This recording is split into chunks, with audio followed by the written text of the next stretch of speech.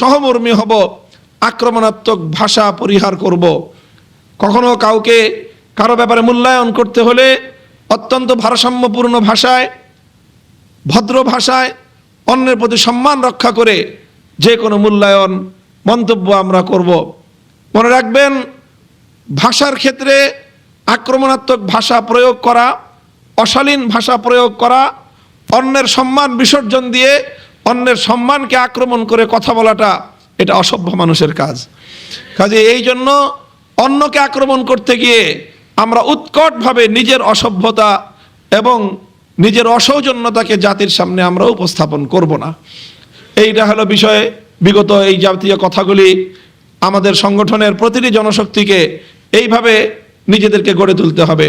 ইনশাআল্লাহ আমি বিশ্বাস করি, আজ বাংলাদেশ খেলাফত মজলিসের প্রতি সারা বাংলাদেশ জুড়ে গণমানুষের যে বিপুল উৎসাহ, যে উদ্দীপনা, এটাকে যদি আমরা কাজে লাগাতে পারি, তাহলে আগামীতে বাংলাদেশে একটি বিপ্লবের ক্ষেত্র প্রস্তুত করা, ইসলামী হুকুমত প্রতিষ্ঠা, আল্লাহর দ্বীনকে বিজয়ী করার তথা খেলাফত কায়েমের যা আমাদের চূড়ান্ত লক্ষ্য, সেটা ইনশাআল্লাহ আমাদেরকে অচিরেই হাতছানি দিয়ে ডাকবে ইনশাআল্লাহ। আমরা বাংলাদেশ খেলাফত যুব মজলিস শুরু থেকে আরেকটা মৌলিক দর্শনকে সামনে রেখে আমরা কাজ করে আসছি। তার মধ্যে একটা হলো যে আমরা আমাদের সাংগঠনিক আভ্যন্তরীণ কার্যক্রমকে শক্তিশালীভাবে পরিচালনা করব, সংগঠনকে একটা দৃঢ় ভিত্তির উপর মজবুত করব। গোটা বাংলাদেশে বাংলাদেশ খেলাফত যুব মজলিসের, খেলাফত ছাত্র মজলিসের আওতায় প্রশিক্ষিত একটা জনশক্তির নেটওয়ার্ক এবং বিশাল বহর আমরা তৈরি করব। সেই সাথে আমরা বৃহত্তর পরিবেশে একটি ব্যাপক গণভিত্তিক একটা ঐক্যের প্ল্যাটফর্ম তৈরি করার জন্য আমরা কাজ করব। একই সাথে যুগপথ, আমাদের এই দুটি কাজ আমরা যে পরিচালনা করব, এটা আমাদের হঠাৎ করে গ্রহণ করা কোনো পরিকল্পনা নয়। এটা বছরের পর বছর ধরে এই চিন্তা চেতনায় লালিত একটি সংগঠন হলো বাংলাদেশ খেলাফত যুব মজলিস। আবার বলছি, একদিকে আমরা নিজেদের সংগঠনকে শক্তিশালী করব, প্রতিটি জনশক্তিকে সর্বোচ্চ মান এবং কোয়ালিটির ভিত্তিতে প্রতিটি জনশক্তির মানোন্নয়নের ক্ষেত্রে আমরা আপসহীন ভূমিকা পালন করব। আবার অন্যদিকে বৃহত্তর একটা ইসলামী ঐক্য গড়ে তুলে আল্লাহর এই জমিনে আল্লাহর দ্বীনকে বিজয়ী করে খেলাফত প্রতিষ্ঠার চূড়ান্ত লক্ষ্যে পৌঁছার জন্য আমরা উদারতার ভিত্তিতে আমরা কার্যক্রম পরিচালনা করব। এইটা হলো একটা নীতি, যেই নীতিকে আমরা বলেছি যে নিজেদের মধ্যে আজিমত, অন্যদের সাথে রুখসত। নিজেদের সংগঠনের আভ্যন্তরীণ নীতিমালা এবং পলিসির ক্ষেত্রে কঠোর নীতি অবলম্বন, অন্যদের সাথে সর্বোচ্চ উদারতার নীতি অবলম্বন। একই সাথে কঠোরতা এবং উদারতার এই দুই নীতির মিশেলে বাংলাদেশ খেলাফত যুব মজলিসকে তার অভীষ্ট লক্ষ্য পানে অগ্রসর হয়ে যেতে হবে।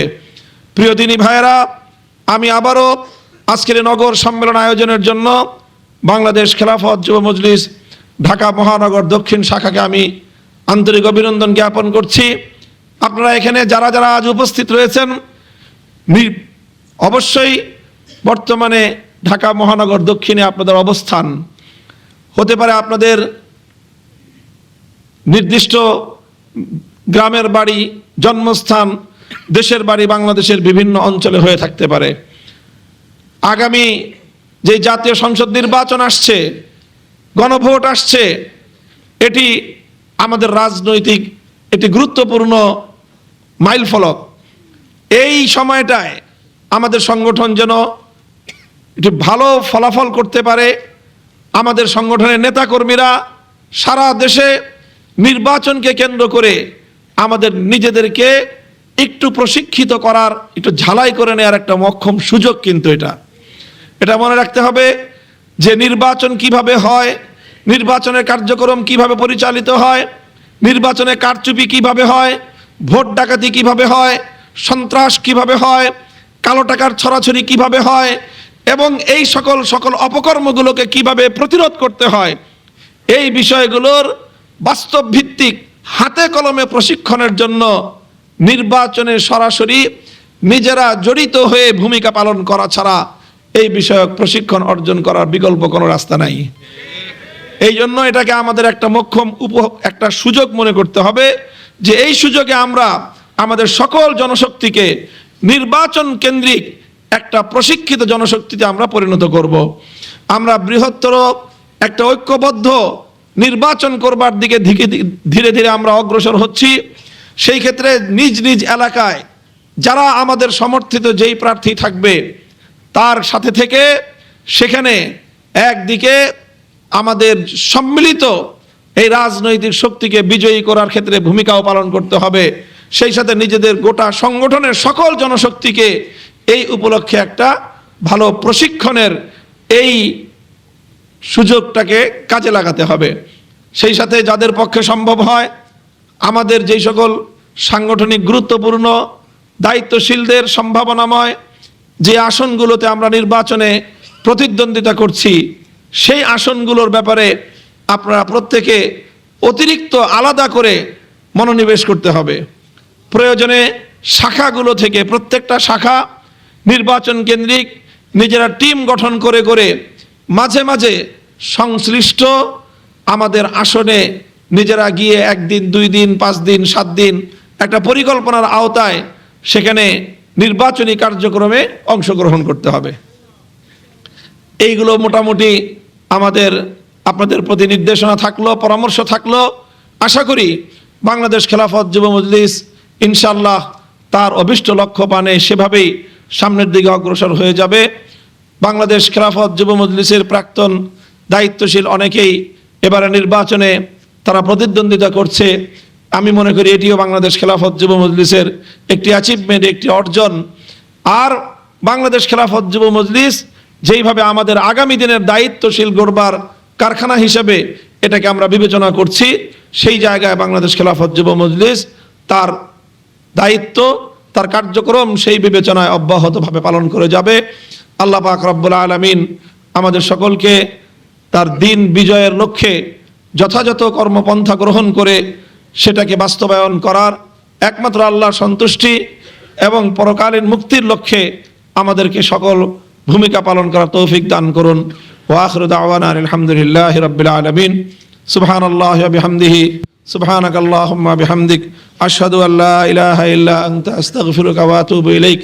ইয়া হাইয়্যু ইয়া কাইয়্যুম বিরহমাতিকা নাস্তাগীস আসলিহ লানা শা'নানা কুল্লাহ ওয়া লা তাকিলনা ইলা আনফুসিনা তারফাতা আইন। اللهم إنا نسألك فعل الخيرات وترك المنكرات وحب المساكين وأن تغفر لنا وترحمنا أجمعين سبحان ربك رب العزة عما يصفون।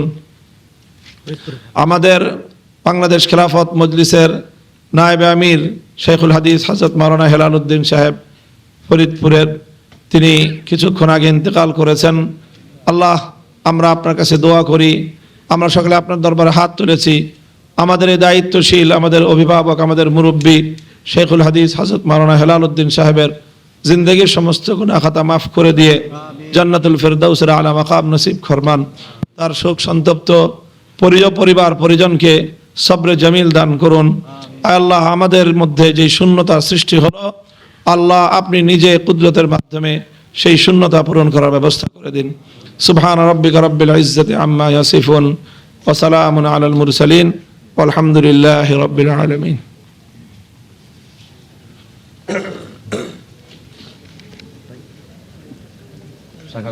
সম্মানিত উপস্থিতি, আমিরে মজলিসের মোনাজাতের মাধ্যমে আজকের নগর সম্মেলনকে সমাপ্ত ঘোষণা করা হলো। আপনারা যারা আমাদের ডাকে সাড়া দিয়ে এসেছেন